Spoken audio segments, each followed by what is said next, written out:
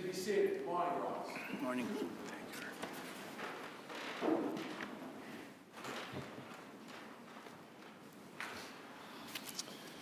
Good morning, everyone. Welcome to the December 11th, 2025 sitting of the Massachusetts Appeals Court. I'm Justice Eric Neyman. To my right is Justice Andrew D'Angelo, and to my left, Justice Jennifer Allen. We have 7 cases on today. Usual appeals court rules are in effect. This means each side has 15 minutes to make its presentation. There is no rebuttal. I assure you the panel is ready, well-prepared, and well-versed in the facts of each case, so we would urge you to cut to the heart of your arguments. Final bit of housekeeping, we go by the red light in this court. That means when your 15 minutes are up, the red light will go off. When the red light goes off, please stop your argument. If we see fit to give you more time, the panel will do so, but please honor the clock. Seeing no further housekeeping matters, we will call our first case on the list, Commonwealth versus FORESTEIRE, docket 25P316. Attorney Curhan, nice to see you, sir. Good to see you, too. Good morning. May it please the Court, Dana Curhan for Frederick FORESTEIRE. We challenge a series of rulings that, well, subtle, undermined trial counsel's ability to defend his client. And they are significant in that there were 5 charges against Mr. FORESTEIRE. The jury actually acquitted him of 3 of them, including the most serious charge. The first, I think, major problem is that the defense was trying to prove a negative in this case.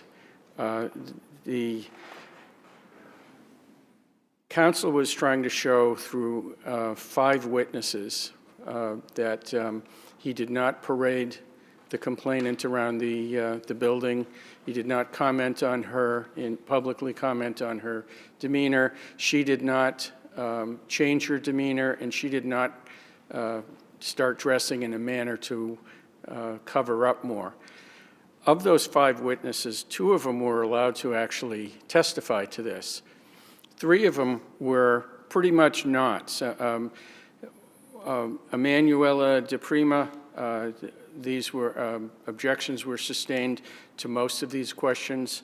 Counsel, weren't the objections sustained as when about timing?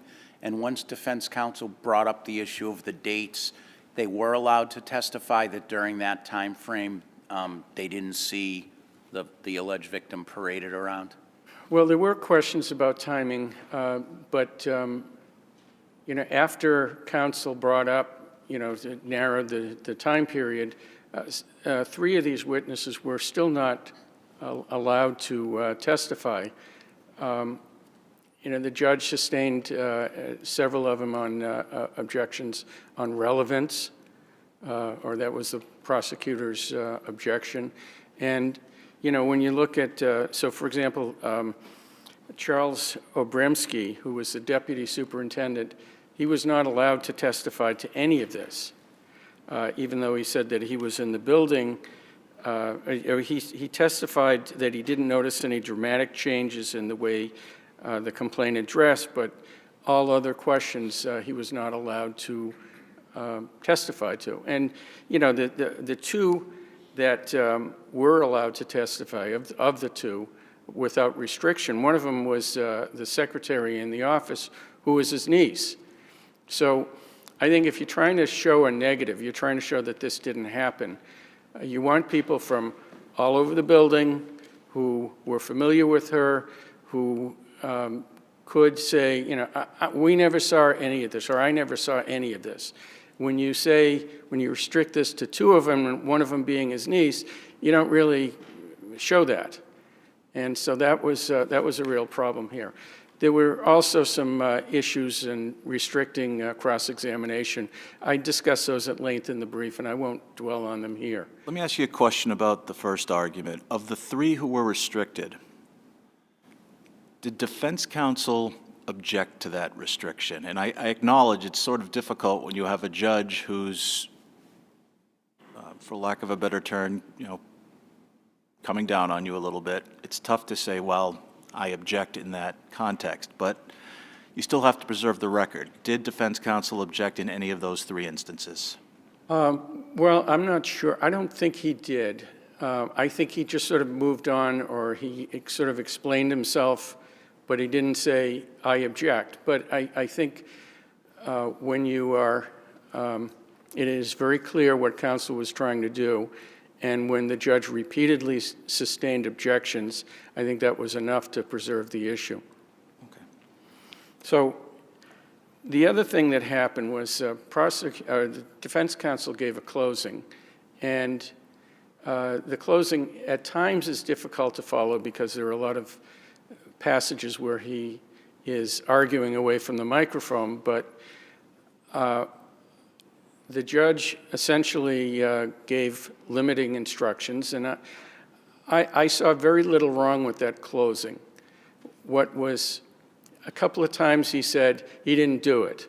Okay, so, but he would immediately qualify that by saying, I suggested he didn't do it, or you could find that he didn't do it. But almost none of what he argued in his closing was objectionable. The judge went and gave general curative instructions, which, you know, they were probably okay, like the evidence comes from the witnesses, not from counsel. But at the end, the judge said, you may have heard a few things from Mr. Malone that were in fact not in evidence. And I want you to put that from your mind. You're not to consider things that are not in evidence, which I'm going to tell you more about in a moment. I mean, that was something that was directed at defense counsel. I don't see any support in the argument for that inference that he was arguing things that weren't in the record. And there were a couple of other things. Counsel said something, talked about negative inferences, and you know, we have to prove a negative here, and proof beyond a reasonable doubt. You're not going to find proof beyond a reasonable doubt. And the judge essentially said, I'm the one who defines proof beyond a reasonable doubt. Now, I've been up here maybe 100 times talking about improper prosecutors' closings, and defense and judges a lot of times say, yeah, you know, it's your memory that controls, and something that doesn't really solve the problem. My general instructions will cure it. Yes. And they were very specific instructions that really called out defense counsel for doing something improper in circumstances where I don't think he did anything improper. Let's say the trial judge hadn't used the defense lawyer's name, and it just after the closing he gave, the prosecutor objected the way the prosecutor did, and the judge gave the instruction, ladies and gentlemen of the jury, I just want to remind you that the closing arguments of the lawyers is not evidence. The evidence has been closed in your memory control. Would that have been okay? That probably would have been okay. I don't think it was warranted based on this closing, but it probably would have been okay. So really what you're focusing on, and I'm not saying you shouldn't, but you're focusing on the fact that the judge specifically used his name. Well, isn't that basically the inference that a judge often gives if it's right after the closing of a certain lawyer? Just not saying the name, but I'm reminding you, blah, blah, blah. Well, you know, again, I don't think that it was not necessarily warranted in this case. But that's not as objectionable. So you know, then there was one reference to, and you know, the COMMONWEALTH's closing, you know, you're not to listen to them. But then to go on and say, hey, you know, I'm the one who's instructing you in the law, and disregard that, and then disregard the improper things that defense counsel said. You know, you heard arguments that weren't in evidence, and they didn't. That's the real problem here. And I think a jury hearing that might say, you know, I guess the judge thinks he did something improper, and maybe we should convict him of something, even though they, you know, maybe they would have been in a position to acquit him of everything instead of just the 3 out of the 5 charges. So it's again, it's subtle.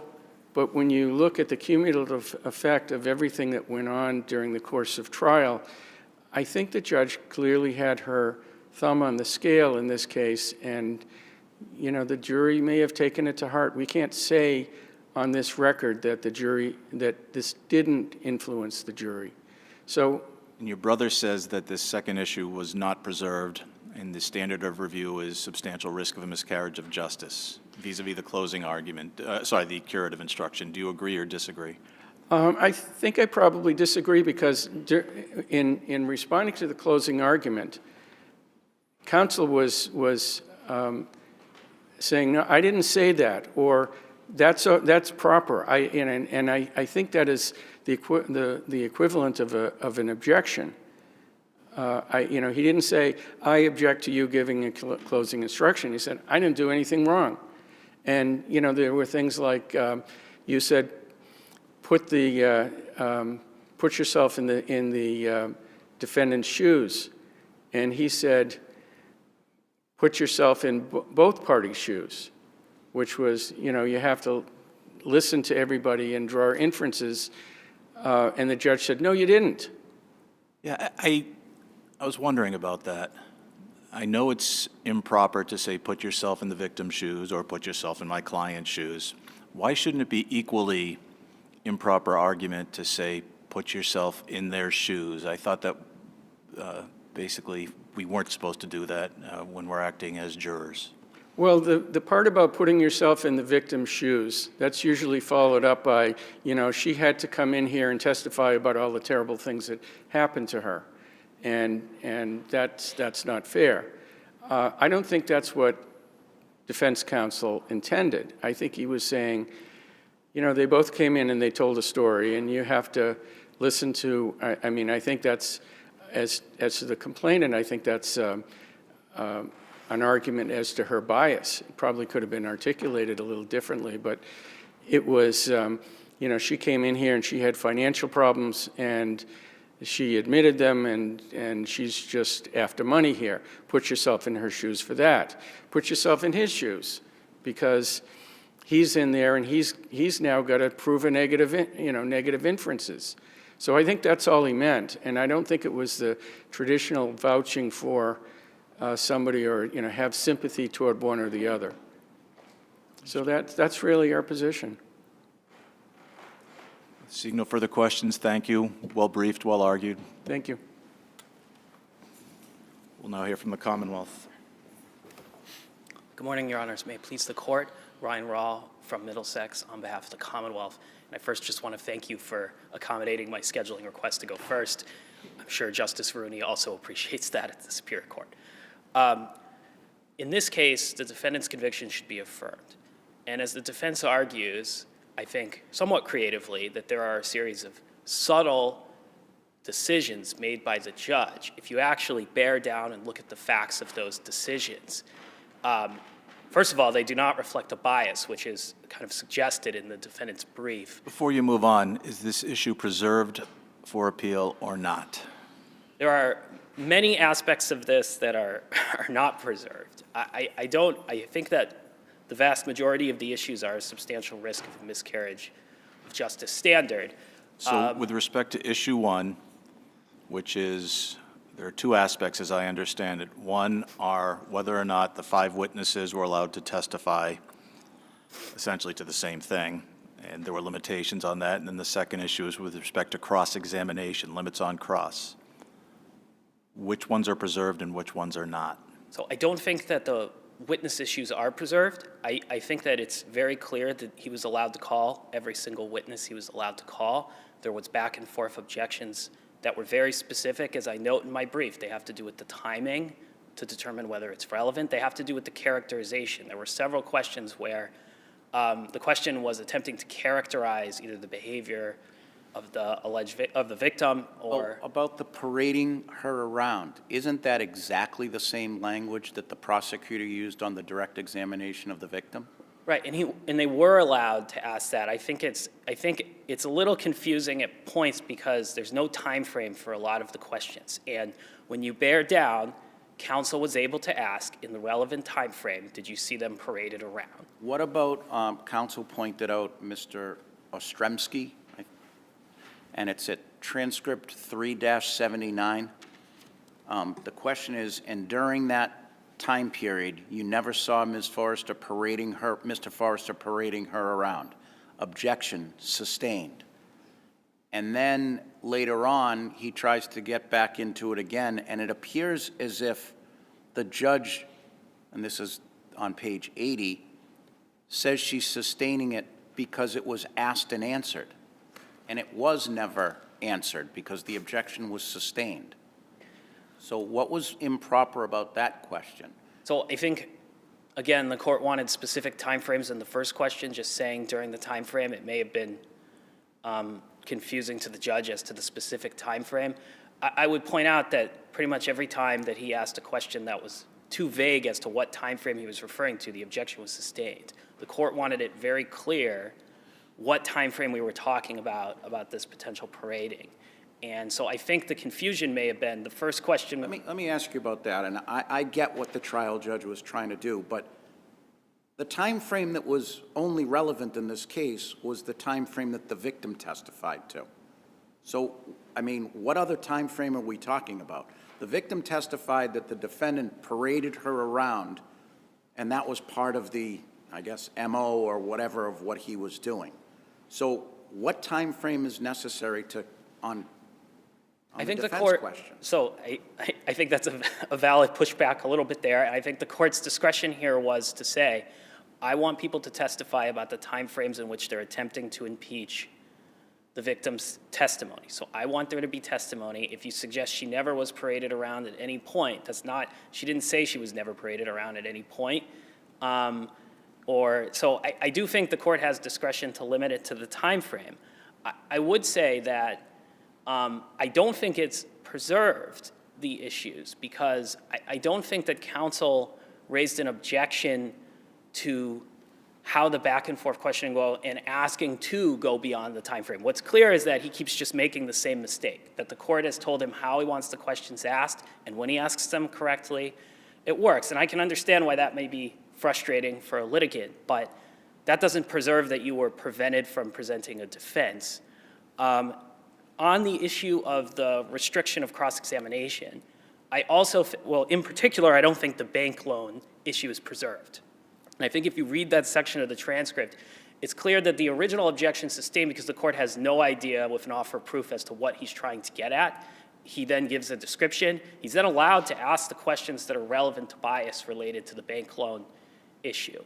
And, you know, on the financial situation, I certainly understand why defense counsel went down that road, but if you look carefully at the transcript, it becomes clear that the victim acknowledged she was financially strapped. The victim acknowledged that she was potentially several months behind on rent. She just doesn't recall the exact number of months. And at this point, he has garnered everything he needs in terms of cross-examination on this issue. It's been fully aired. It's been fully addressed. And it also had already, it comes out at a different point of the cross that she's suing for money related to the civil lawsuit. And so I think on this point too, I guess that would be the closest to being preserved because he did push pretty aggressively to ask for opportunities to go further into the finances. Isn't that evidence that corroborates the argument, right? Her needing the bank loan and having issues with that is actual evidence that supports the bias and the motive. Right, and he was allowed to ask. She acknowledged she did try to get a... Go ahead. I'm sorry. She was allowed to testify and answer the questions. She did try to get a bank loan. It was denied. She was financially strapped at the time she filed the lawsuit. The lawsuit was for money. She was several months behind her rent. She couldn't recall exactly how much. And at that point, what he's trying to do is refresh her recollection when she already says she doesn't have a memory, and the court's like, we're not going to spend time going through how much money she owed. It's very clear that she owed a lot of money, was financially strapped, and we're not even talking... Why is that proper, to foreclose defense counsel from getting into how much she's owed? If it's $10 That's a lot different than if she's owed millions of dollars. It changes the bias equation, doesn't it? Well, I would start with, she acknowledged being several months behind rent, and he was trying to specify how many months. And that's not really relevant to her credibility. She's openly saying she just doesn't remember. So trying to get out the number of months, it has very marginal value, but what we were getting into is a trial within a trial. We're gonna get into what is the financial situation in extensive detail of the victim, where she's already acknowledged what the bias issue is that she filed a civil lawsuit for money when she needed a lot of money. She had lost her job, that's also detailed in there, obviously within the facts, but that she was not making as much money as she used to make. So she was making less money in a job that wasn't giving her as much, and she was financially strapped. So I would suggest that it was fully aired, and the trial judge has broad discretion to restrict further cross-examination on an issue once it's fully aired, and also when it's clear that further cross-examination isn't going to garner any additional information. At best, she would have said, I still don't really have a memory of that because it went back and forth about the memory, but if you say I owe 5 months rent, I owed 5 months rent. I don't see how that helps the defense. And so, you know, it gets back to the prejudice argument for both of these issues, which is that when we're talking about a substantial risk of a miscarriage of justice or even prejudicial error, the split verdicts in this case make it very clear that the defendant had a full opportunity to cross-examine the victim on credibility, because the counts that he was convicted of involved corroborating evidence from Ms. Dow, and it involved the discussion and the various touching of the buttocks that was laid out in the copy machine room, as well as laid out in the payroll office, and those are counts 4 and 5. I had to remind myself which counts we're talking about because there's a very confusing section. It's clarified after the verdicts are rendered at the end. Right, but it's also in the, I would say that the Commonwealth's closing argument, going from 201 to 202, does a good job of laying it out as well. And the ones that he was not convicted of are ones where she was alone in the room, even where there was some circumstantial corroborating evidence that someone was coming down the hallway and may have interrupted it. Because no one saw anything, they didn't convict. So I think the bigger question here is, what difference would it have made? He had sufficiently challenged the victim's credibility, and that's why the verdicts came out the way that they did. I would just move finally to the closing argument piece. Yeah, let me ask you a question about the curative instruction. Sure. Why did the judge mention defense counsel's name?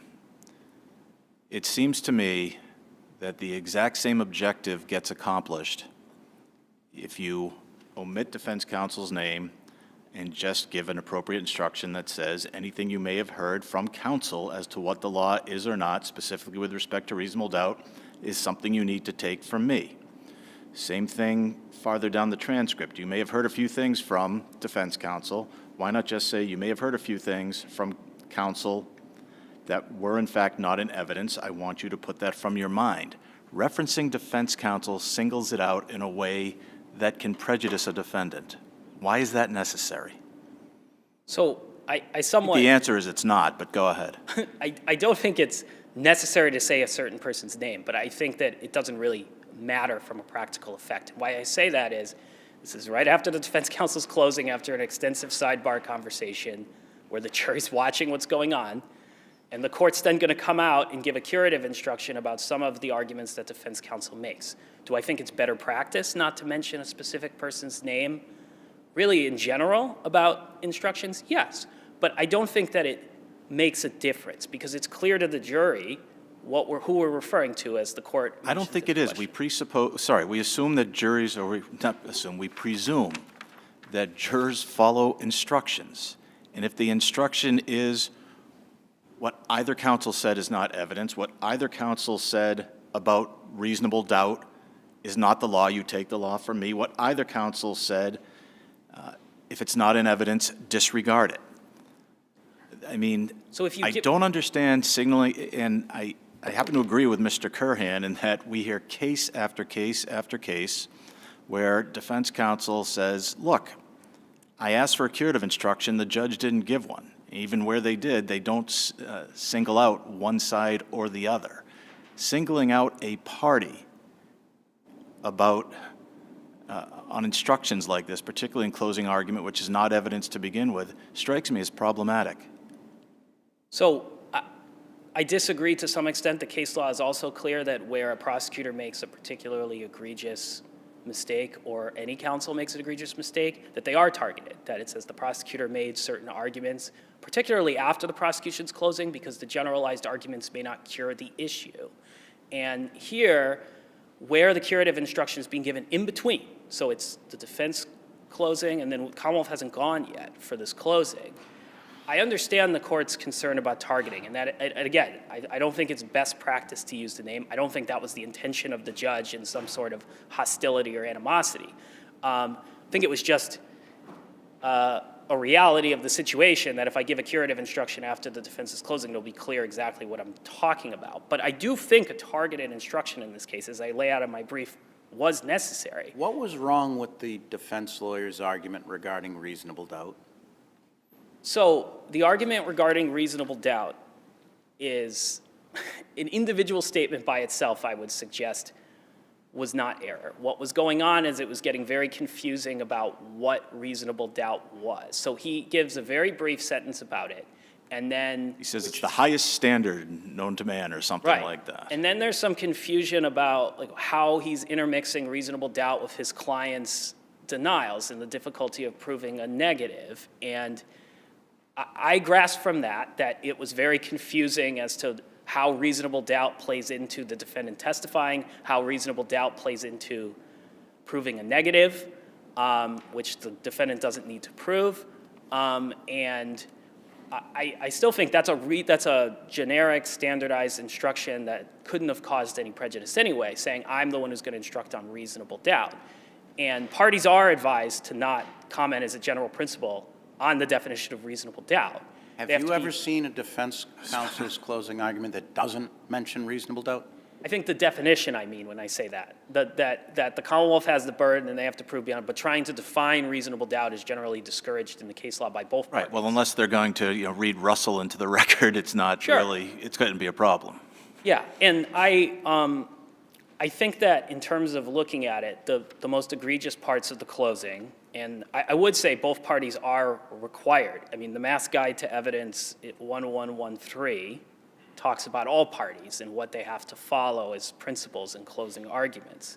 And, subsection B and subsection C have to do with sympathy or trying to gain appeal. I would suggest that saying, put yourself in his shoes, put yourself in a person's shoes, that's garnering sympathy. That case law is black letter on that. Is there a case that says it is error to say put yourself in both of the parties' shoes? It would be really helpful if you had one. No, because I don't think that I've ever seen someone attempt to do that. But the problem with that is when you ask someone to put yourself in the shoes, whether you're talking about a victim. Your time is up, but you can finish the answer to the question. Don't apologize. When you combine the statement of that with the other statements around the closing, it's clear that what he's actually getting at is trying to gain sympathy to the defendant. How about viewed in isolation? Is it error, as a general rule, to say put yourself in the shoes of both parties? I would say yes, because I think that the implication of that is not to consider the evidence, but to try to extrapolate sort of what emotional responses they would be having. Is there any case that we've ever issued, published case or the SJC, that says exactly that it's error to say put yourself in the shoes of both parties? I'm just curious. No, because I agree with counsel that what usually happens, and what happened in this case, the way that the other statements are made, is that you use it to garner sympathy. You say, place yourself in the shoes of someone, and then you make a series of other comments. Right, I've never seen it as both. Let me just see if there are any further questions. Seeing none, thank you. Well briefed, well argued, the case is submitted.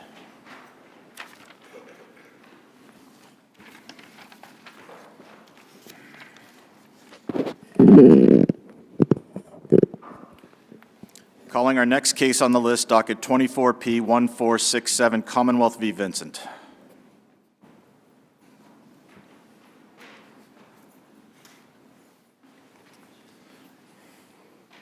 Attorney Schneiderman, good to see you. Good to see you, Your Honor. May it please the Court, I am Joseph Schneiderman. With me is Jed Hall, who tried this case. We represent Patrick Vincent. I plan to focus this morning on the issue of public way, which is a pure question of law. And, Your Honors, despite notice that it was the keystone issue of this case, the Commonwealth's evidence does not rise without speculation to demonstrate that Brook Lane is a public way for three related reasons. First, although there are telephone poles and houses, Brook Lane is not paved and it contained a layer of snowpack. The judge's contrary finding in denying the motion for a required finding of not guilty is clearly erroneous. Second, the residents of Mountain Grove maintain Brook Lane. As this court reaffirmed in Würzburger, before Würzburger went up on a different issue, municipal maintenance counts and weighs very heavily in the calculus of a public way. We don't have that on this record. Third and finally, there were signs warning of traveling at your own risk inside Mountain Grove, and those signs were before one reached Brook Lane. That's at transcript 54 and 76, talking about the placement of the signs. The signs may be obscure, but the signs still exist. And that takes me to the heart of this argument, which is, although it is the objective status of a way that counts, the 1961 amendment to public way, which redefined it to include invitees and licensees, was to reach parking lots and stores. We're not in that ambit here, Your Honor, unlike Würzburger, where, though it was a permitted parking lot, that was what the 1961 amendment was supposed to reach. Case law also recognizes that no single factor is dispositive, but Brook Lane does not lead to any businesses, or unlike this court's decision in Kiss, where there was a newspaper box, there was an ATM, we have none of that in Brook Lane. Indeed, we have some evidence tilting the other way, which is that Brook Lane has a clubhouse that is invitation only, and indeed, if you want to become a member, you have to pay $5. What about? Your Honor. Please. You go first. No, well, what about Route 8? Your Honor, I think focusing on Route 8 now is not fair because although Appendix Volume 2, page 4, Exhibit 2 at trial. Why is it unfair when it seems to me it would be a reasonable inference that your client had to have been on Route 8 shortly before? There's photographs of Route 8. Looks like it's lined. Looks like there's telephone poles, signage. Geez, looks like a public way to me, but what I think doesn't matter, of course.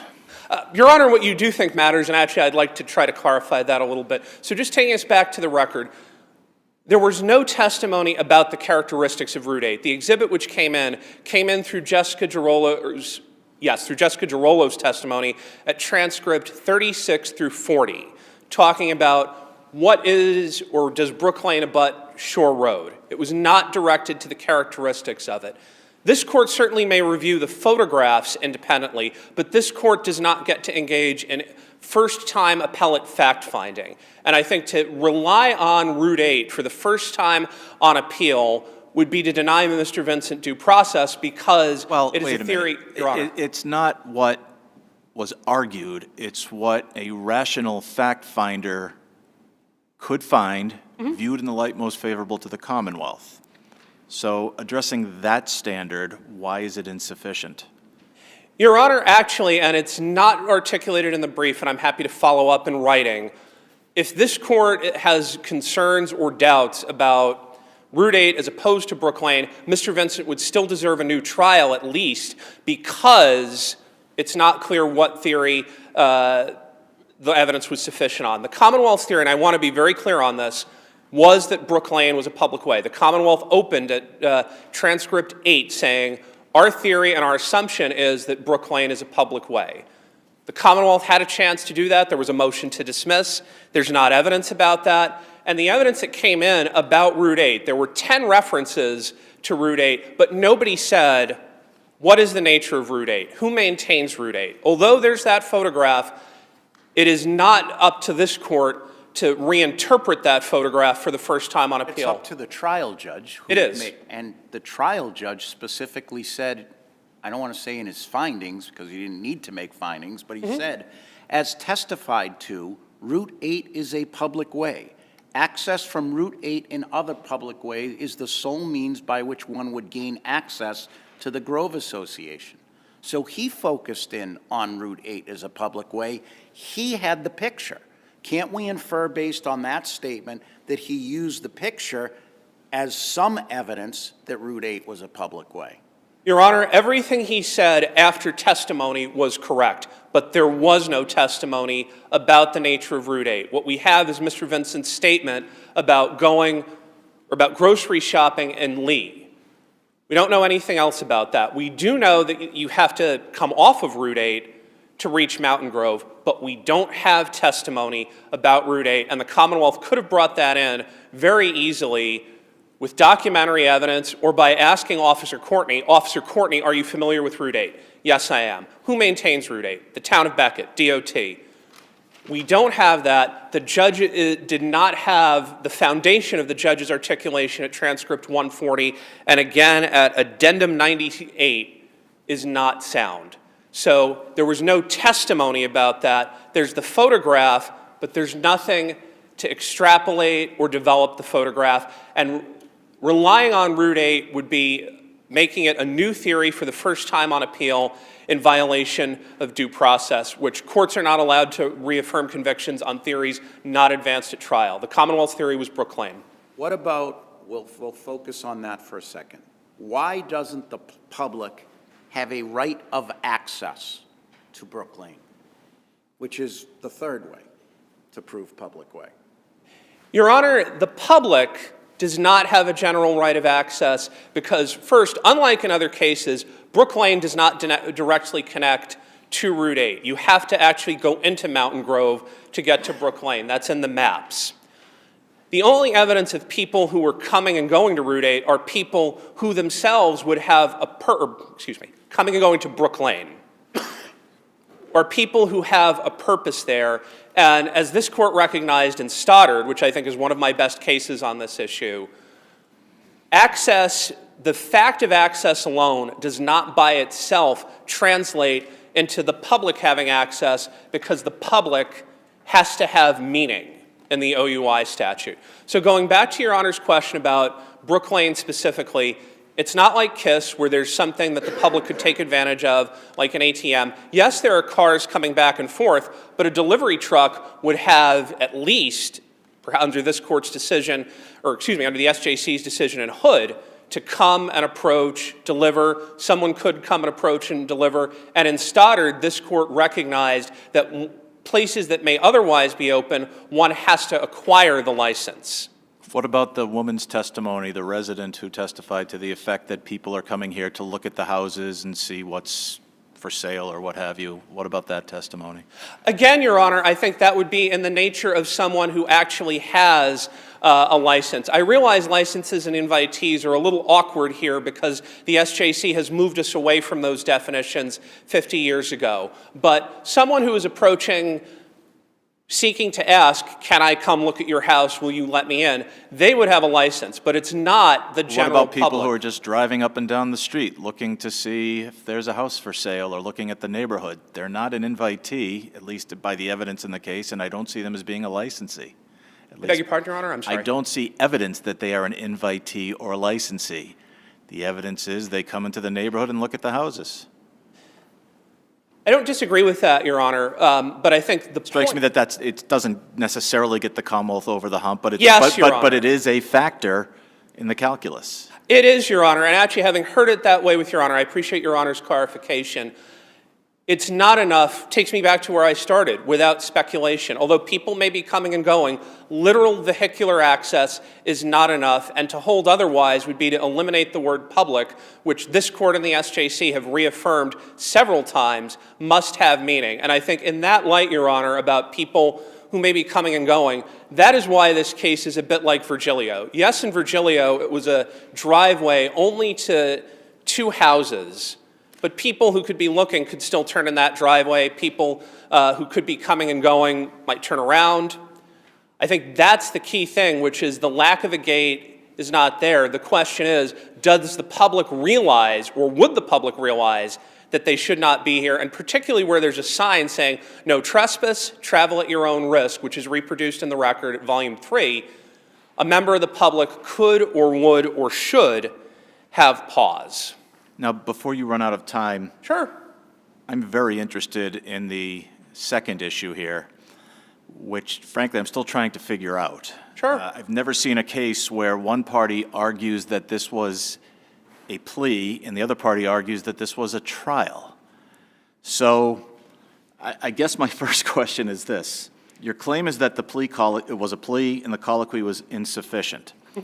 Are you aware of any case where an appellate court in the first instance made the determination as to whether a plea was voluntary, knowing, and intelligent? Because it seems to me that's almost invariably done on a motion for new trial or a motion to withdraw a guilty plea. I've never seen that done in an appellate court in the first instance.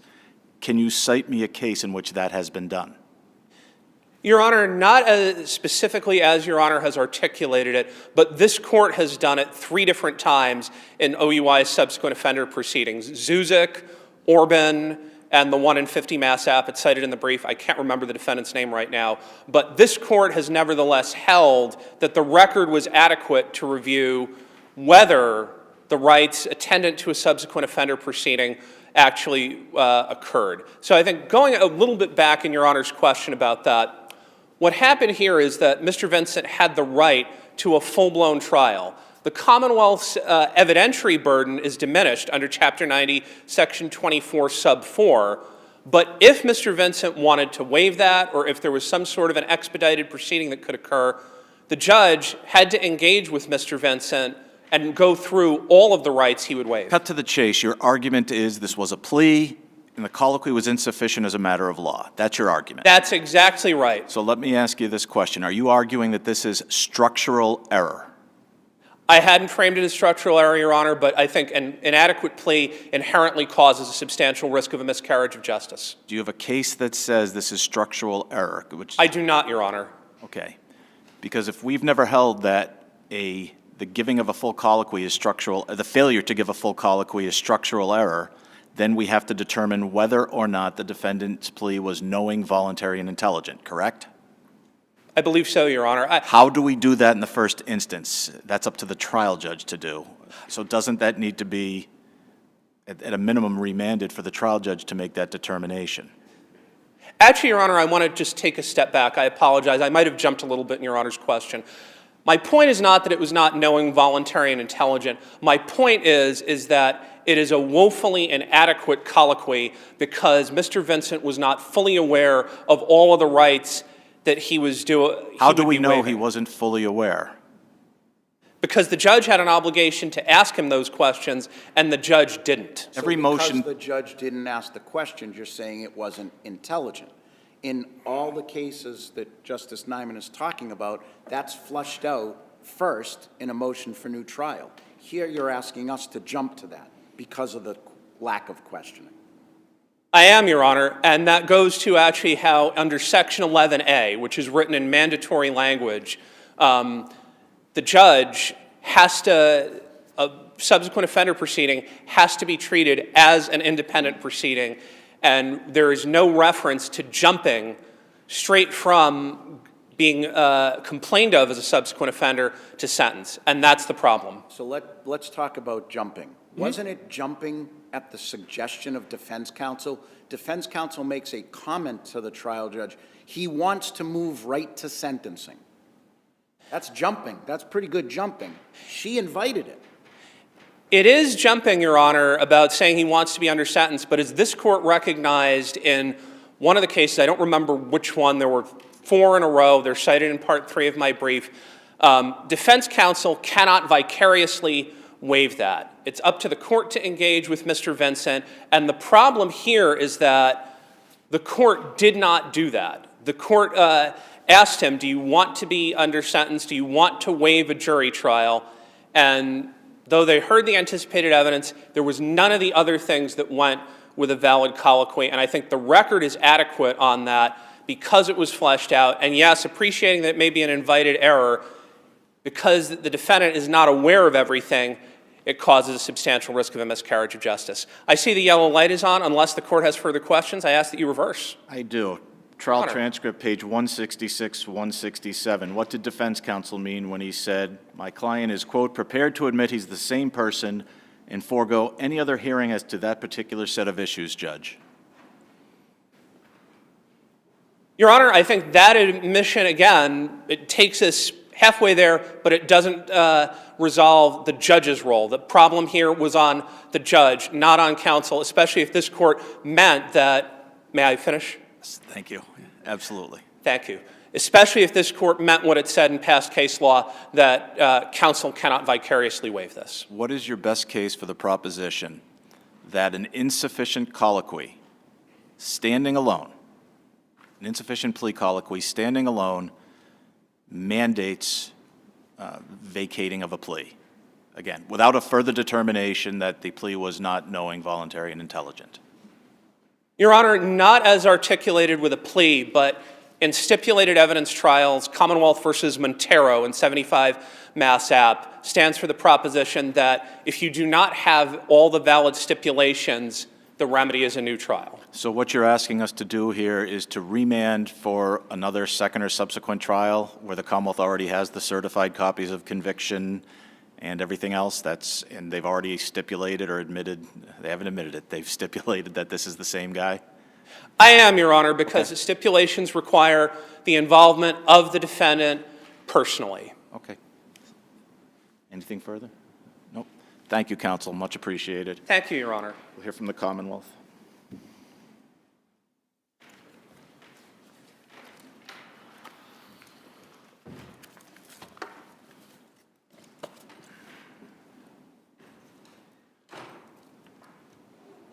Good morning. May it please the court, Lori Levinson for the Commonwealth. Can we start with issue 2? Sure. Hold on, just a second. Can we have the clock restarted, please? Thank you. Thanks, Andy. Let's start with issue 2. Again, I've never seen a case where one party is arguing this was a plea, the other party is arguing this was a trial. Help us out. Okay. The Commonwealth's position, as you know, is that this was a trial, not a plea. And the reason we can argue that is it starts, where does it start? It starts with the defendant saying, or the judge saying at page 163 of the transcript, he wants a jury trial. So he's going to get a jury trial. Counsel, then there was some back and forth with counsel not being prepared to go forward, and the court then remanding the defendant pending his jury trial. And the judge then clearly stated again at page 158, we are here today for trial, meaning the subsequent offender trial. The judge then goes on to, then counsel and the defendant come out. They say, no, we'd like to be under sentence. We're ready to go. At which point the judge, in an abundance of caution, re-gives a jury waiver colloquy because there had been discussion among the parties about whether the jury waiver colloquy for the trial would apply to the subsequent offender portion of the trial. So in an abundance of caution, the judge then re-gives the defendant the jury waiver colloquy and then invites the Commonwealth to present its evidence. Where does the judge render a verdict in this case? He renders a verdict at page, let's see.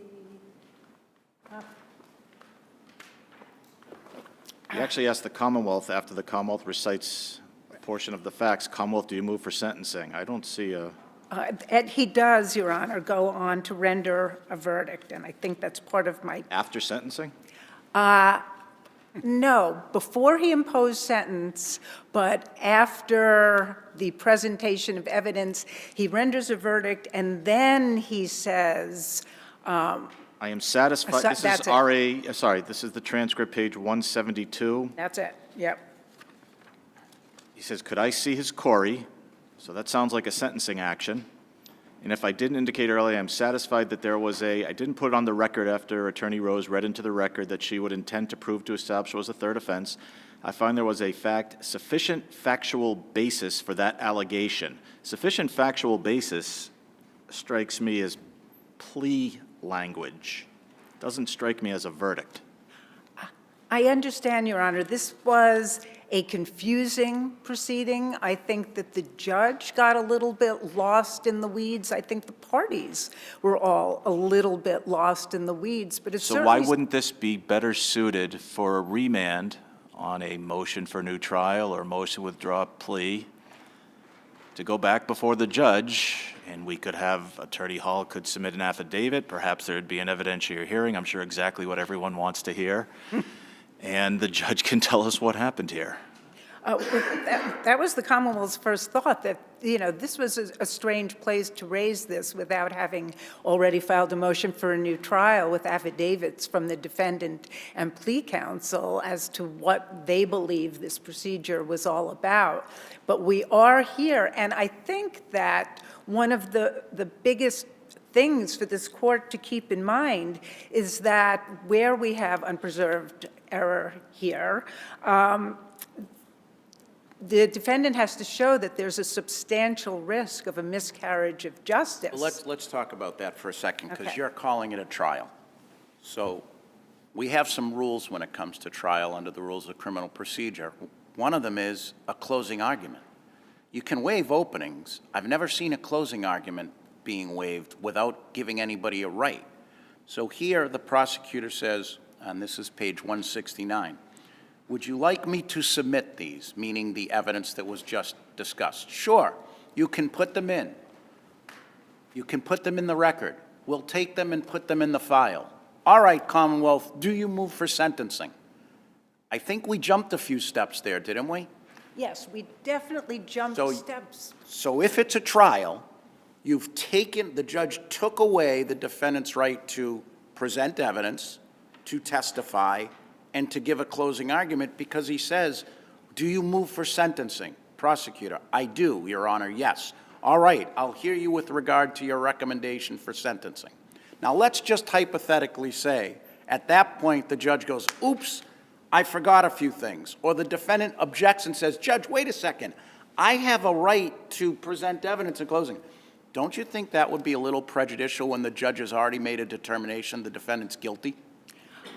Well, Your Honor, what I can say to that is that the Commonwealth's evidence of the subsequent offender was certified copies of prior convictions prior to the entry of those certified convictions. Defense counsel did state that my client would be prepared to admit. Would be prepared. So But stipulating to kind of like an element of the crime, that is that I'm the one that's in those records. And hasn't our court and the SJC said that when you stipulate to an element, the defendant has to agree to it and have a colloquy?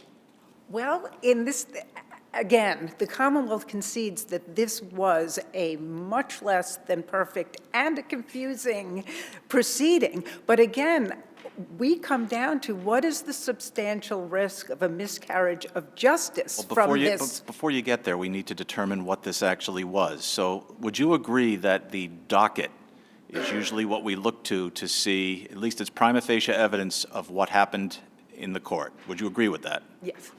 So the docket at Record Appendix, Volume 1, page 9, there's an entry on 9/20/21, which is the date of this issue. The entry says, after bench trial, comma, D found guilty. D waives his right as to trial for proving 2 prior convictions. If trial was waived as to the second and subsequent, it had to have been a plea. So how do you get around that docket entry? The way I get around that docket entry, and again, it's an inference, it's not direct, but when he said he waived trial, he waived a jury trial. That was clear. The judge clearly engaged him in a colloquy in which he waived a jury trial on the second offense, on the subsequent offense. It's not what the docket says. But it says he waived trial. Waives his right as to trial for proving 2 prior convictions. If he waived the trial, this has to be a plea.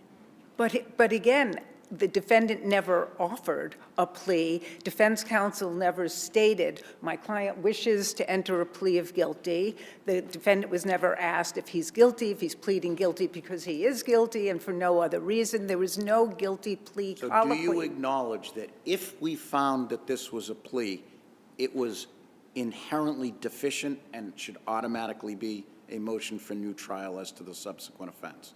if we find that it's a plea. If you find it's a plea, yes, it was definitely insufficient as a plea colloquy. And of course, the Commonwealth is, as Justice Neyman pointed out, the Commonwealth is more than prepared to go forward with the subsequent offense trial. We already have the certified copies.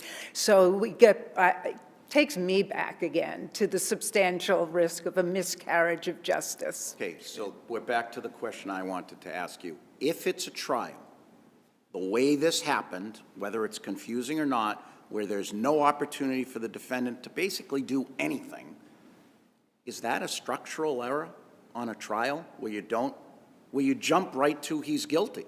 I mean, he basically said, I'm paraphrasing, I find him guilty, before turning to the defense and going, do you want to do anything here?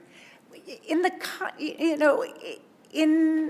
a different world, perhaps you're absolutely right, but in this particularly strange world that we are in, with defendant and defense counsel completely acquiescing in the proceeding that went forward. The defendant wanted to move forward. He wanted to be under sentence. He waived his right to a jury trial. He waived his right to a jury trial on the subsequent offense. The judge was sitting there as the finder of fact, and the judge did find the fact, not in the usual procedural order we find, but structurally, Justice D'Angelo, we have the proper outline, we have the proper bones.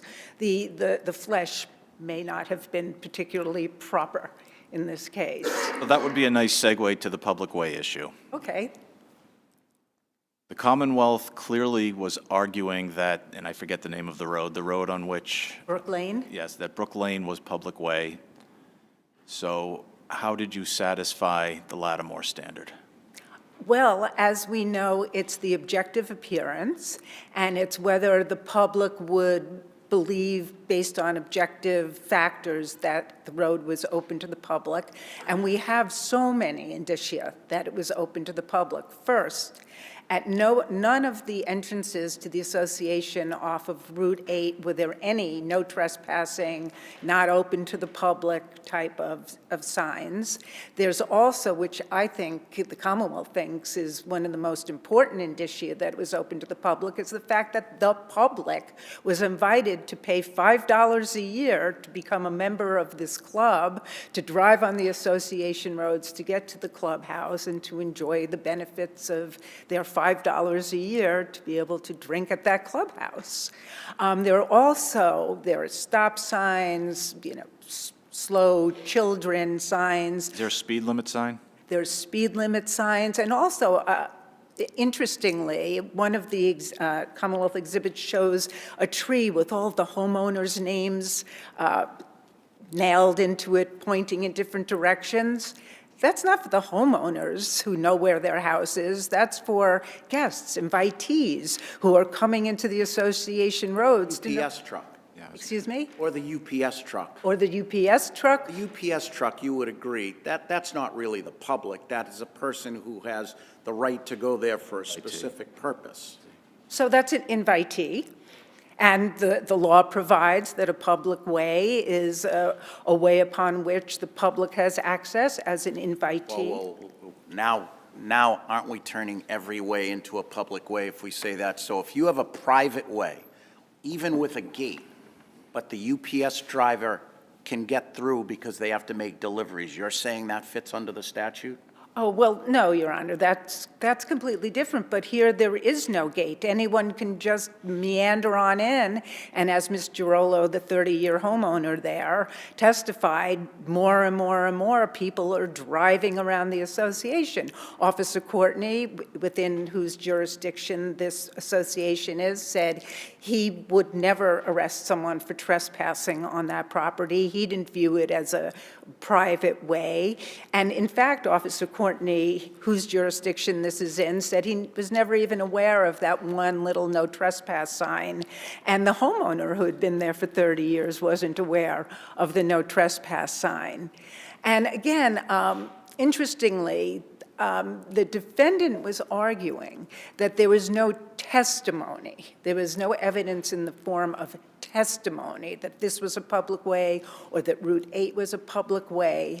But evidence is not only testimony. Evidence is in the form of photographs. And I believe it was you, Justice Neyman, who pointed out during defense counsel's argument that the photographs support a very strong inference that these were public ways, especially Route 8, which that was a finding by the trial court that Route 8 was a public way. And the photograph, which is Commonwealth's Exhibit Number 2, is very clear that that's a public way. What's your best case factually that the facts here rise to the level of public way? Best the case with the most factual similarity. I think Bellevue is the case with the most factual similarities, because that's the case where it was the Charlestown Navy Pier, and there was a gate there, and that would, look like there's no public access with the gate, but then the court found that there actually was public access because there's a sailing school at the end of the pier. And also, most importantly, in Bellevue, that was the case where the court found that in order to get to the pier, you had to have driven on a public way. And here, in order to get to Brook Lane, you had to have driven on a public way, that public way being Route 8. And we know that the defendant drove on Route 8 to get to his house because there's no other way to get to his house except by driving on Route 8 through one of the 6 entrances. And the defendant told Officer Courtney he had been coming from grocery shopping in Lee, and the only way to get from point A to point B is on Route 8, which is clearly a public way. Sorry to interrupt. Let me see if there are any further questions. No, seeing none, thank you. Well argued, well briefed. It's nice to see counsel from the Berkshires. It's been 25 to 30 years since I've seen each of you. Case is submitted. Thank you. Thank you, Your Honor.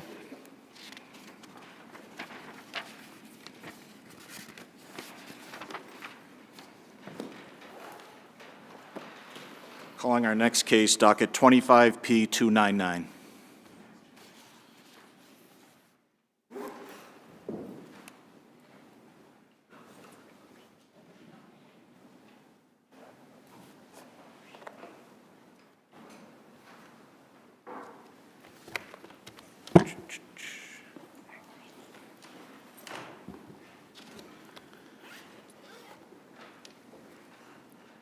We'll hear from counsel for the appellant. Attorney Levin, nice to see you as well. Good morning, Your Honors. Welcome. May it please the Court, Patrick Levin on behalf of DARYL DIRTION. As Mr. DIRTION argued below, this case is squarely controlled by the SJC's decisions in Commonwealth v. Barros and Commonwealth v. Gomez.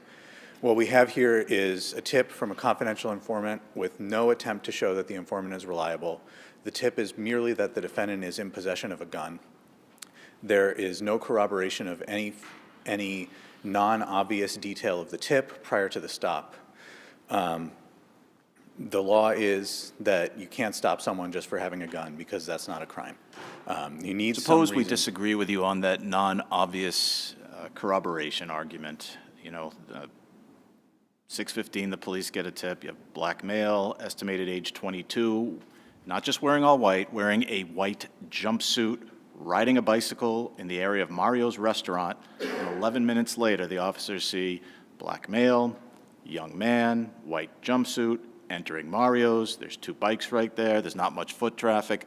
So assume, arguendo, we disagree with you on that aspect. So, Your Honor, a couple of things there. First, they don't see him on the bike ever. I'm asking, my question just assumes that we disagree with your premise. Well, if we okay. disagree with your premise, what then? So, are you arguing there is still not reasonable suspicion? there's definitely not. But even if you disagree with the point, all right, so there's no reasonable suspicion that he's not licensed to carry a firearm, regardless of whether you think the tip is reliable.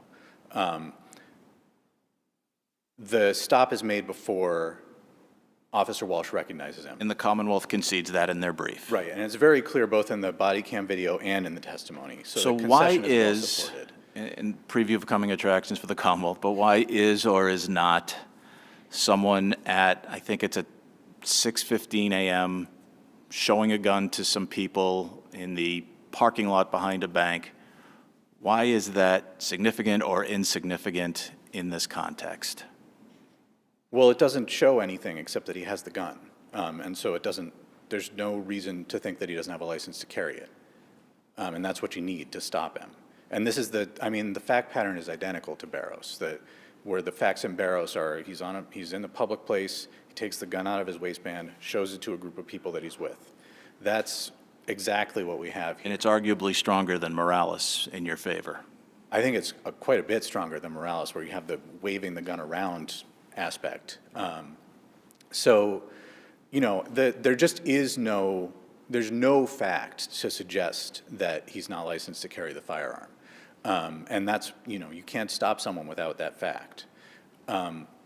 So I just want to very briefly double back, though, to your first question, because not only do they not ever see him on the bicycle, he's not actually wearing a jumpsuit. He's got a hoodie and sweatpants on. That's not what a jumpsuit is. A jumpsuit is a one-piece garment. And the other part of that is those are all obvious facts. That's what the courts mean by obvious facts, is if you're standing there, you can see them, regardless of whether you actually know anything else about the people who are involved in the situation. And so, you know, I cite a series of cases in my brief where a description of a person's appearance and location that's at least as determinate as the one that's at issue here was held not to be corroborative in terms of the assertion of illegality. And then, you know, the last thing that I argue in the brief is that even if, you know, that this case is actually stronger than Barros and Gomez because it's not just a stop and frisk. They actually immediately swarm him, forcibly handcuff him. At that point, functionally, he's arrested without probable cause. So for all of those reasons, we would say that the motion judge's decision in this case was incorrect. Obviously, I think it's a pretty straightforward case, and I don't really have that much else to say about it. So unless the panel has any questions, I would ask you to reverse. Thank you, counsel. Thank you very Well much. briefed, by the way.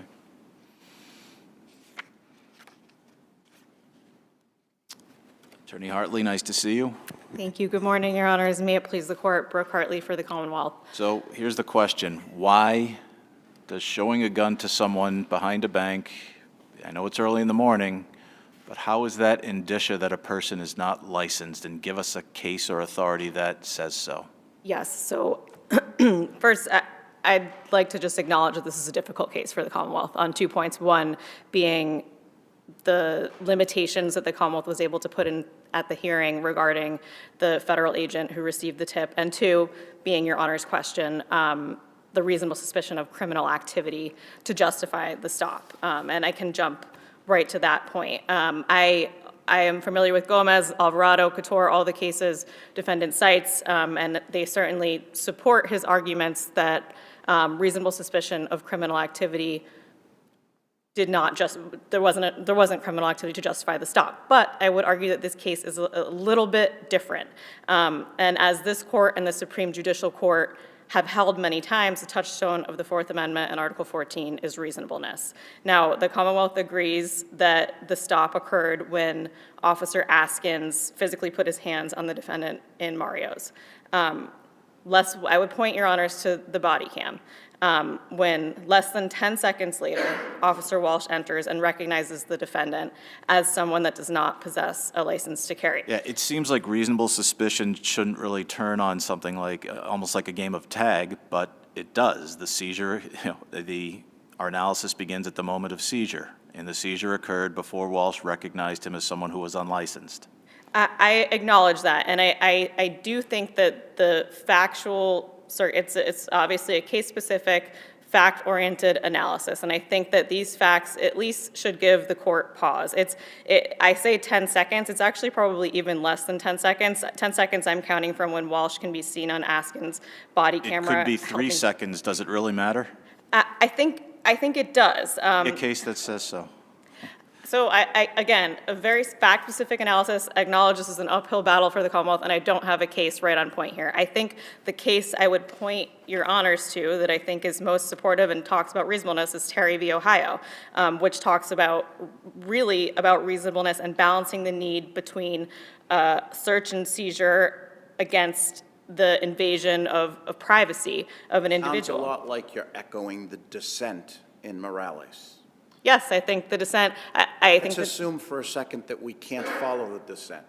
Tell me how. Don't tell Justice Englander Yeah, that, by don't the tell way. Justice Englander that. Keep but that to myself. Please tell me how we can distinguish this case from Morales.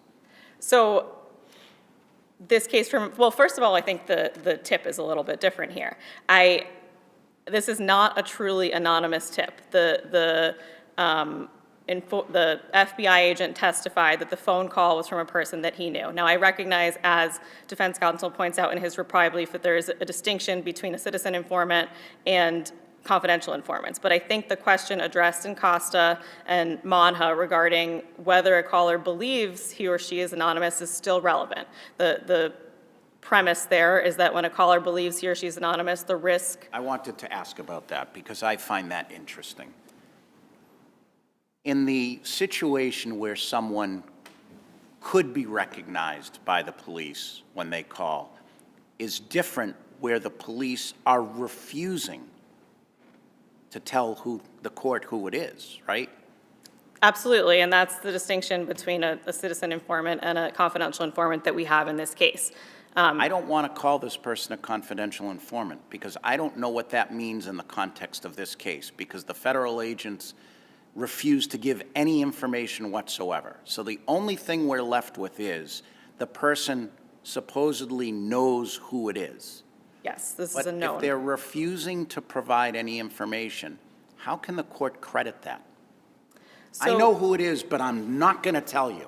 No matter what you do, I'm not going to tell you. Yes, and I acknowledge that there was nothing in the record about past reliability, past tips panning out, nothing like that. We don't have that here. I would just argue that this, at the very least, perhaps falls somewhere in between an anonymous citizen informant, a truly anonymous tip, and a citizen informant who is identifiable. For that reason, that this person can be contacted. If they were to provide a false report, presumably the police know where to find them, which is a disincentive to do so. So I think we have that reliability is a little bit stronger than what you have, say, in Morales. I would also just note that obviously the Commonwealth has applied for further appellate review, so Morales isn't controlling yet. And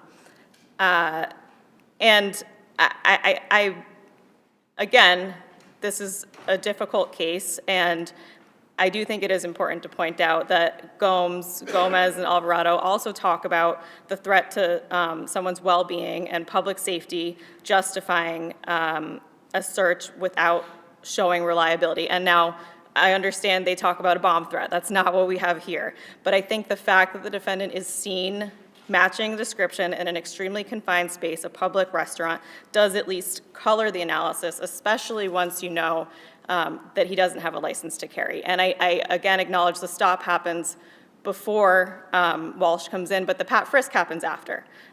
So I think, again, reasonableness should color this court's analysis. I think it should at least give the court pause based on these very specific circumstances. Let's go pre-Morales for a second. You have a tipster, we'll give it a little heightened, I'll give you, maybe it's a little more heightened than that the person has a gun. How do we get around it? That's not enough even for reasonable suspicion. He has a gun.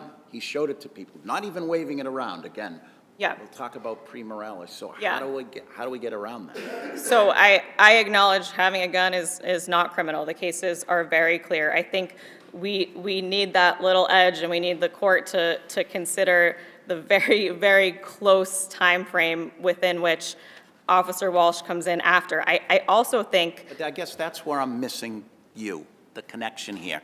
You're acknowledging the stop happens when he's grabbed. You acknowledge that the grab happens before the other officer recognizes the defendant. Yes. So at the time he grabs the defendant, that's when the stop happened. All we have is, we know he has a gun. Yes, and... So Yes, Tell I me know. why that's reasonable So suspicion. I also think there's an analogy to inevitable discovery here, where Walsh is in pursuit of the defendant and certainly would have come in and provided this evidence, and it would have been discovered. Now, I didn't cite these cases in my brief. I think it's responsive to Your Honor's question. I can provide a 16L, but there are cases. I know there's a federal case that talks about inevitable discovery, where one officer makes a stop without probable cause, but another officer is in pursuit who has probable cause and would have inevitably stopped that defendant. I think there is an argument to be made there that might color this analysis. So I do think it's relevant, even though we acknowledge, the Commonwealth acknowledges that the stop happened before Officer Walsh came in and observed the defendant to be someone he knew that didn't have a license to carry. So the theory there would be the stop happens, I know you're not arguing this, but acknowledge for half a second that the stop happens prior to reasonable suspicion, but then seconds later, the other officer recognizes it, and therefore it's inevitable that they would have had reasonable I suspicion think or even probable cause. in a case like this one, where the officer was in pursuit and would have stopped the defendant, that is a valid argument. I'm not saying every time. I think it's fact specific, very fact specific. If there are no further questions, I'll rest on my brief. Thank you, Your Honors. Seeing none, thank you. Well briefed, well argued. Nice to see you both, counsel. Case is submitted.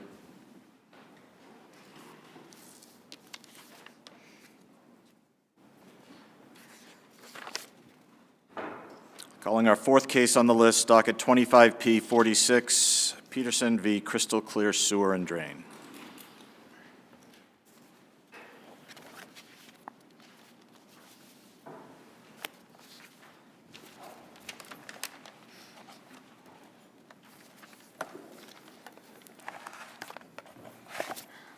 And we will hear first from, I believe, Attorney Salinger. Thank you, Your Honor. Good morning. May it please the court, I am Seth Salinger, counsel for the appellant. The basic argument here is that the assignment that was executed by the now decedent Fred Petersen while the litigation in the Norfolk Superior Court was pending, transferred full ownership of the claim to his niece, making her the real party in interest under Rule 17 of the Rules of Civil Procedure. Rule 25, the substitution rule, is procedural only, whereas Rule 17 is substantive. The cases, particularly not cited in the brief, Pallado versus Gillespie Lumber Company, 258 Mass 10, 1933, which was recognized by this court in 2018, still good law, Cadle Company, C-A-D-L-E Company versus Lyons, 93 Mass App Court, 1101, hold that a written assignment alone satisfies the Rule 17A dictate that an assignee has standing and is the real party in interest. Cadle is interesting because there was a judgment that entered in the Superior Court in 1992.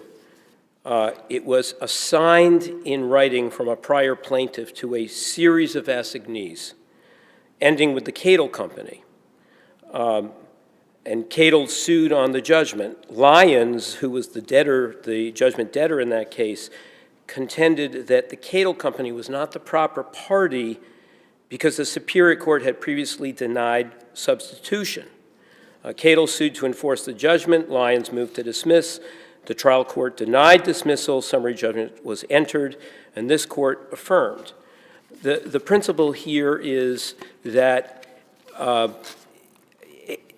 only a real party in interest can prosecute a case, and the Whether there are procedural flaws, that is, in this case, for example, if the court determines that the assignment was valid, then Mary Petersen is the real party in interest. Now, the court determined let me here ask that it you- was not. Let's assume for the sake of argument that she is. Part of the basis for the dismissal was the arbitration clause. I understand. And you argue that, in part, that the defendant never filed a motion to compel arbitration. Here's my question for you. Is it sufficient, or may it be sufficient, to preserve the right to arbitration, as the defendant did here, that, number one, you assert an arbitration requirement as an affirmative defense, number one. Number two, you file a motion to dismiss under 12b1 and 12b6. Can't that be a sufficient basis for asserting the right to arbitration? Well, if we look at the answer, it's true that The first affirmative defense asserts a right to arbitration, it's true. and then there's a motion to dismiss under 12b1 and 12b6, which it's my understanding. Well, those are that's- affirmative defenses. There was no motion. Well, my understanding that there was a motion to dismiss No, subsequently no, filed. Your Honor.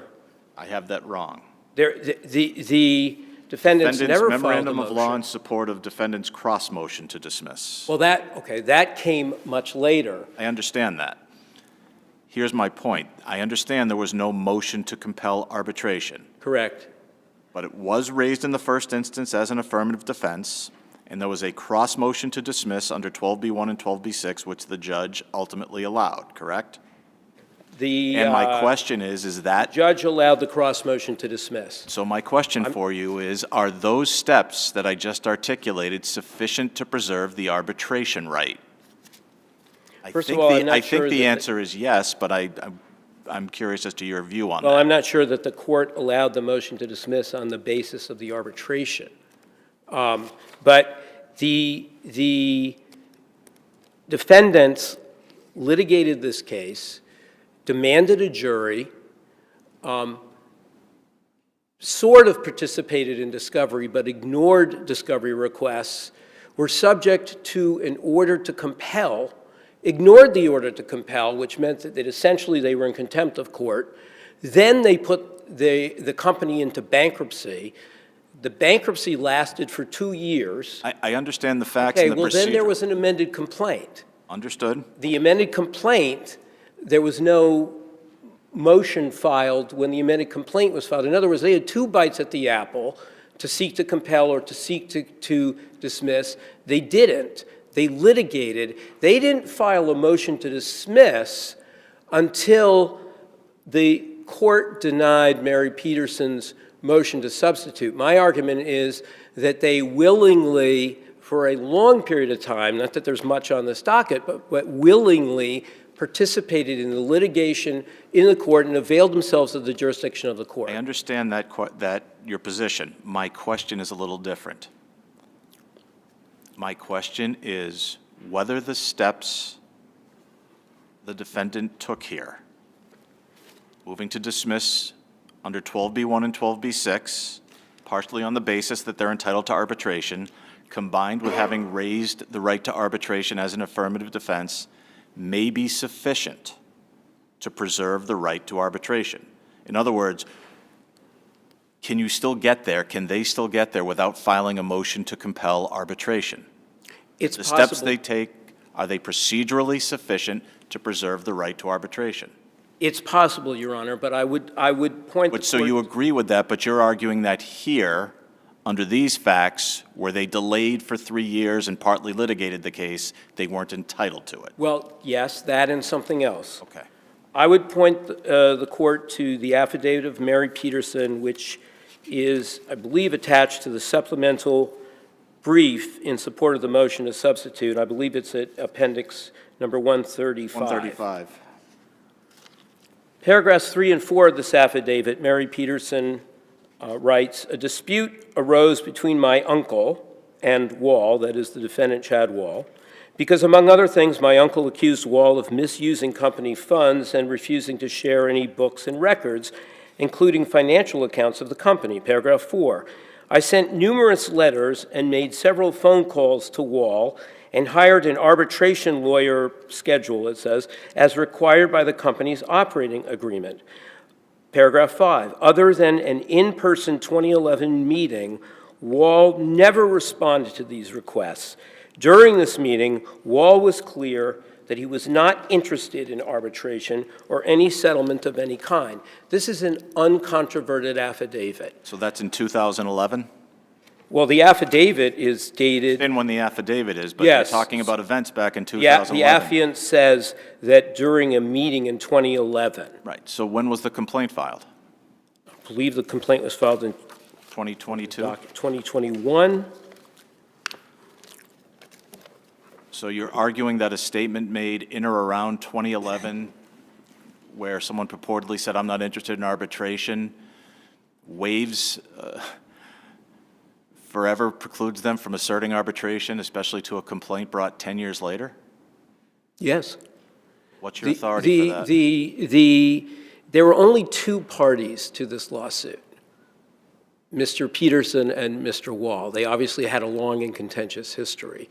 Mary Petersen says that she attempted to engage Mr. Wall numerous times with respect to a demand to arbitrate or an agreement to arbitrate, and he rebuffed every single one and said clearly, I'm not interested in arbitration. Prior to a complaint being. I'm sorry, Your Honor. Prior to a complaint. 10 being years filed. prior to a complaint being filed. Justice Neyman's question is, you're saying that even though prior to a complaint somebody says, I don't want to do arbitration, that forever waives it? Well, Do you think a complaint triggers new thoughts in someone? If the defendant is so hell-bent on arbitration, why does he answer the complaint? Why does he demand a jury? Why does he litigate? In his answer, he specifically answers it as an affirmative defense, arbitration. Why did he do that? Your argument is, well, he waived it earlier, but now he has a lawyer, presumably. Exactly. And says, okay, arbitration. So Exactly. give us a case that says that because somebody previously has said, I don't want to arbitrate, that forever rules. Well, I don't think that forever rules. I think it's the sum total of the facts and the sum total of the defendant's behavior in the litigation. Okay, so now let's The talk. affirmative defenses, as we know, are drafted by counsel. And they are, as we also know, boilerplate, affirmative defenses. The complaint fails to state a complaint for which relief can be granted. Every affirmative defense says that. There's a 12B1, a 12B6, but they don't file a motion. And they don't file a motion not only when the original complaint is filed, they don't file it when the amended complaint is filed. They continue to litigate. It's only until the motion to substitute is denied that they decide that, oh, well, we have this arbitration clause, but by that point, 2.5 years have gone by. Right, so we have to consider the five, as the judge did, the 5 factors from the Conway case to determine. I'm sorry, Your Honor. We have to consider the 5 factors from the Conway case, as the judge did here, to determine whether or not the call for arbitration was timely and appropriate. Right. So would you agree that the filing of bankruptcy, I will use it, sort of tolls the time frame of calling for arbitration? In and of itself, I mean, why go to arbitration if the party has no money? Well, of course, the bankruptcy creates a stay, but Okay, so it's that happened here for at least some time. Yes, but the defendants were the ones who put the company into bankruptcy. Well, And so when their response to the delay is, well, there was a delay, well, that's true. You created the delay.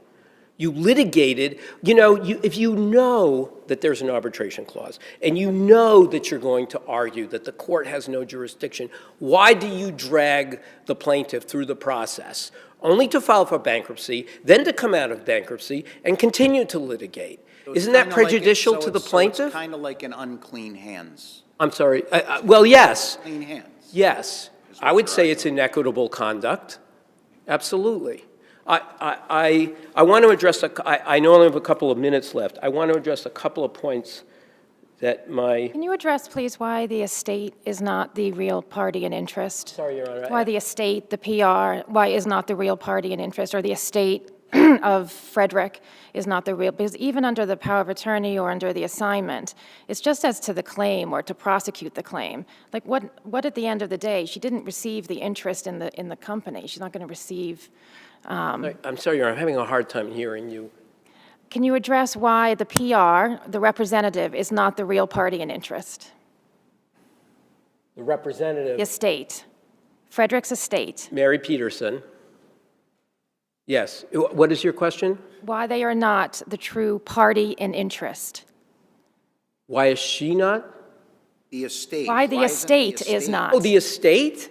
The estate The had estate. multiple opportunities to appear in this case, and it chose not to do so. The estate had multiple opportunities to claim this cause of action as an asset in the probate court. It never did. Mr. Voorhees, who was the estate representative, was given multiple opportunities to appear in front of the Superior Court and argue whether the estate claimed an interest. He chose not to do so. The estate now has been probated. Did the judge make a finding that he wasn't given notice of the change of date? On one hearing, Your Honor, and that notice was later corrected, and he failed to respond to any of the court's queries about whether he wished to be heard further or whether he wished to present any evidence to the court. He disappeared.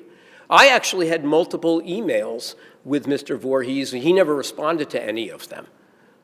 The estate disclaimed any interest in this case whatsoever. And it is only the estate, I submit, that had standing to challenge the validity of the assignment, not the defendants, and frankly, not the court. Because the only entity with standing would have been the estate if it in fact had an interest and had determined that this claim belonged to the estate. It deliberately and clearly waived any interest in this claim.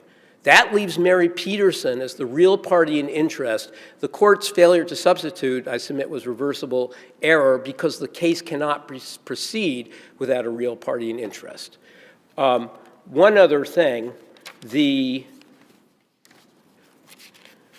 I understand my brother's brief. Your time has expired, but we'll give you 30 seconds to sum up. Okay.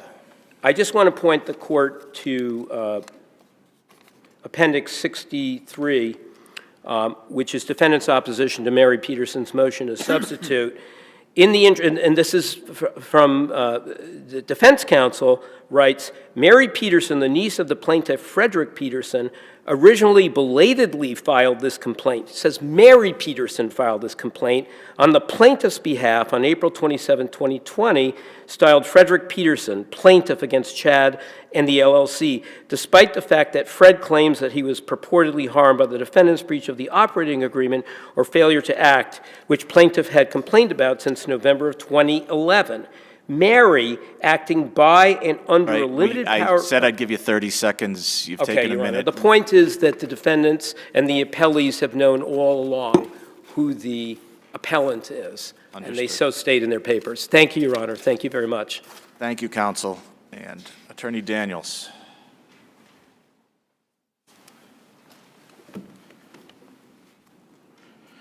Good morning, and may it please the court. Attorney Joshua M. Daniels for defendant appellee Chad Wall. There are, I think, several problems with this appeal. The first one is I don't think there actually is an appeal that is properly before you.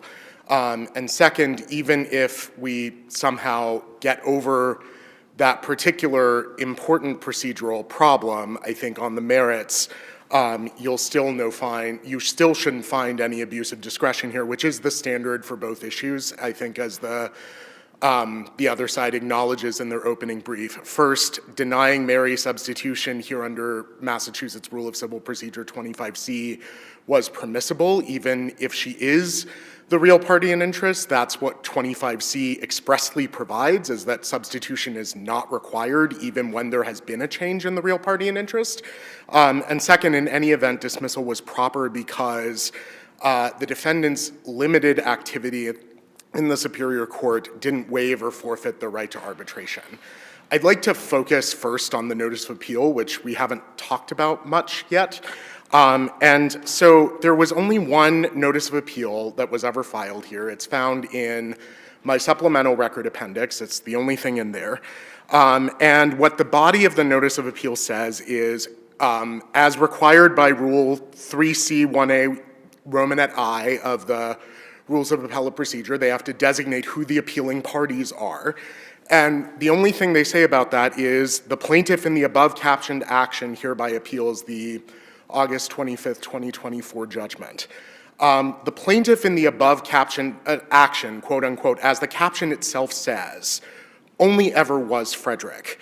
And it's signed Mary Petersen under assignment of claim from Frederick Petersen. Why is that insufficient? So I would note a few things. Number one, the signature block, I think, only really tells you by its terms who is submitting the document. It doesn't, unlike the body, identify who the appealing party is. Mary doesn't refer to herself as the appellant in the signature block. It says under assignment of claim from Frederick Petersen, so.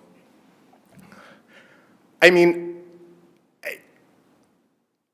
I still don't think, I think the body is the only place that explicitly designates who is taking the appeal. What authority do you have for that proposition? I mean, my best cases, I think, are reading together the Bellino case from the Second Circuit, which there is one factual difference there in that the Bellino notice, according to the decision, I think, explicitly use the name of the dead plaintiff, whereas here we're using a label, plaintiff. It at least provides notice that Mary Petersen is acting under assignment of the claim. So let's just assume, we're certainly not deciding this, assume for the sake of argument that we determine the notice of appeal is sufficient. I mean, I appreciate that that is a possible outcome. I still think that if the designation requirement in the rule is to mean anything, you have to at least use a label that clearly encompasses you rather than a label that clearly doesn't. I totally understand your argument. It's in your brief. You're making it here. And now, my question again is assume that we determine that the notice of appeal is sufficient. What next? So next, you would proceed to the merits, and the appellant, whoever it is, raises two issues. I think you can really take them in either order because I think unless they win on both of them, the other issue sort of becomes academic, at least as I understand the case. If there was no waiver of arbitration by litigation conduct, then really it doesn't matter who the plaintiff is. Substitution becomes a non-thing because all we're fighting about at that point is whose name should go on the judgment of dismissal. So let's dig into the arbitration claim. Yep. Now, there was never a motion to compel arbitration filed in this case, correct? Correct. So instead, the procedural vehicle that was pursued here was, one, an affirmative defense referenced in the answer to the complaint, to the amended complaint, and two, the cross motion to dismiss under 12B1 and 12B6. Right. What case do you have to support the proposition that that vehicle is sufficient to preserve the right to arbitration? I did not think of this as I was preparing my brief. I could go back and look for such a case and try to find it. It's not obvious to me why a motion to dismiss on arbitration grounds would not be a proper vehicle for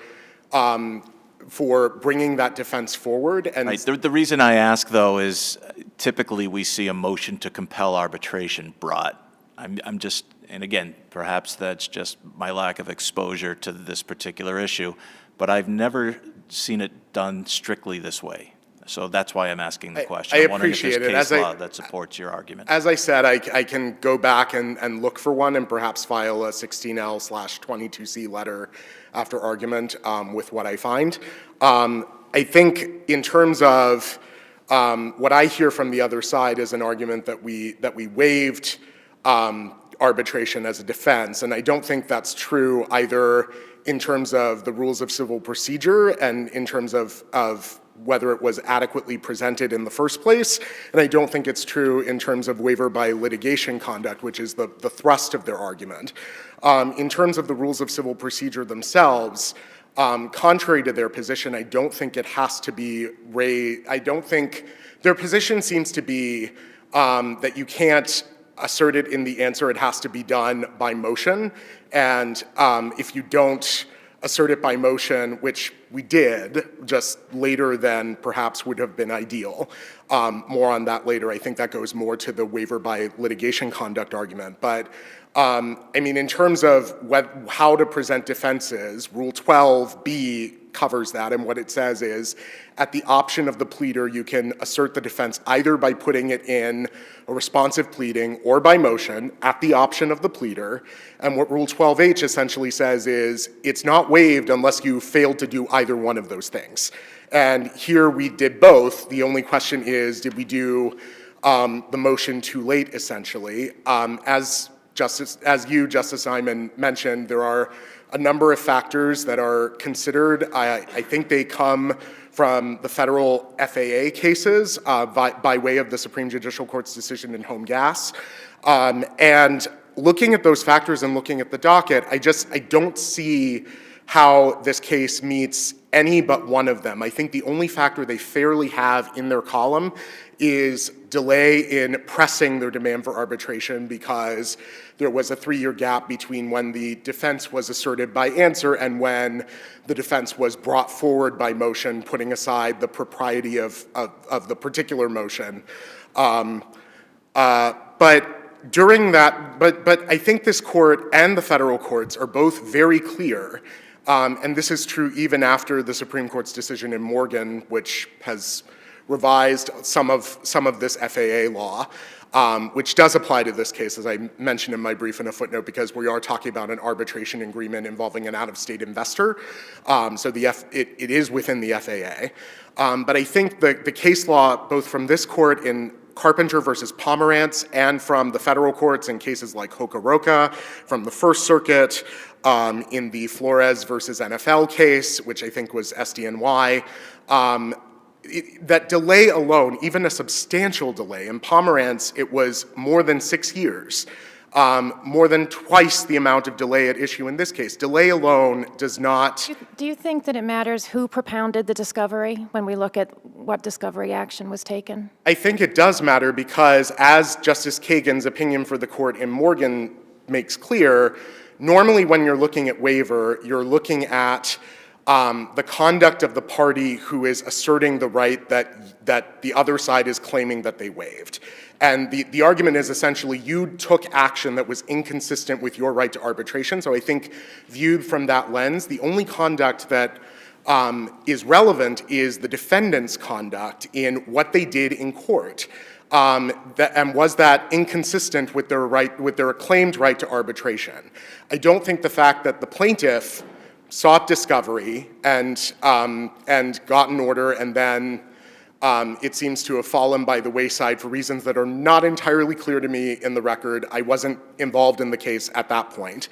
But I don't think the fact that the plaintiff demanded discovery sheds any light on waiver by the defendants. I think you have to look at the defendant's conduct. What conduct in the litigation do you say the defendant did do? So as I look at the docket, the only thing they seem to have done is they file an answer, which to be sure includes a jury demand. I don't think that's inconsistent with seeking arbitration because as Rule 8 of the Civil Procedure Rule says, pleadings, you can make arguments in the alternative and you can seek relief in the alternative.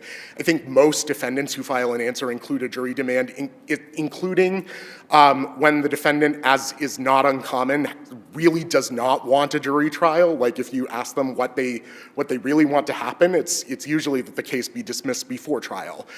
Their answer will still include a jury demand. All it really says is, any trial that may happen, I want a jury. The second thing that they do is they file a suggestion of bankruptcy, which I don't see as inconsistent with the right to arbitration at all. It certainly didn't move the case forward. In fact, it had the opposite effect. There's also, the next thing that they do in court is after the bankruptcy stay is lifted, the next thing they do is they cross-move to dismiss, citing the arbitration provision. Of the 32-month delay, how many of those months were attributable? Well, let me use different language. Of the 32 months, for how many of those months was the bankruptcy stay in effect? So the bankruptcy stay, as I remember, was in effect between March of 2021 and it lifted in January of 2023. So it was about 2/3 of those 2 years. Before that, there's reference in the record. It's not particularly specific, but there's an email from counsel about settlement being potentially explored. That's at RA 119. You said 2/3 of the 2 years. Of the 3 years, I'm sorry. 2.5 years, isn't it? 32 months, yeah, okay, so it's 2 3/4 years. Yep. And so for how many months was the bankruptcy stay in effect? I haven't done that arithmetic, I'm afraid, but it was the bulk of it, I think about roughly 2/3 back of the napkin estimate. I could 2/3 of the 2 2/3 years, okay. Yeah, I mean, the case was filed, I believe, in April of 2020. There was an original complaint filed in April. There was an amended complaint in May before the answer is then filed in July. And then there's this abortive fight over discovery that happens toward the end of 2020. And then March of 2021 is when during which inferably these settlement discussions may be happening. The Crean versus Morgan Stanley case from DMAS holds that settlement discussions are not inconsistent with your right to arbitration. And then presumably as the settlement discussions fall apart, the bankruptcy stay kicks in and puts everything on ice. And then as soon as the bankruptcy stay lifts, like within a few months, we have this fight over substitution, which then provokes the fight over arbitration. And so viewing the big picture, it seems to me that the defendants really didn't do anything except not press their defense for arbitration as quickly as perhaps they could have. Again, delay alone is not enough to compel a finding of waiver.